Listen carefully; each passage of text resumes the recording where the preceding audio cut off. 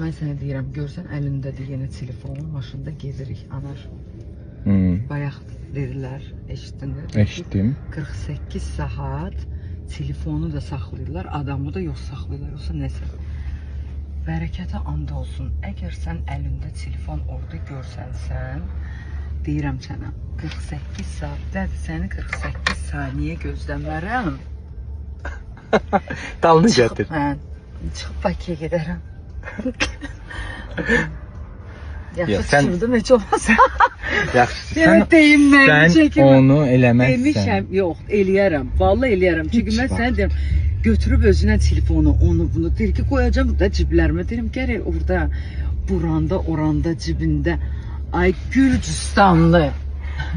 Çok güzelsin abla. Teşekkür ederim. Eline sağlık. Ürəyimin gözəlliyi üzümə vurub. Bəli. Saçlarım da gözəl var. Hər şeyin. Burnumu da yaxşı əməliyyat eləyiblər, profilimdə Hər yoxdur. şeyin. Belə də çəkirsən, mən beğenmirəm.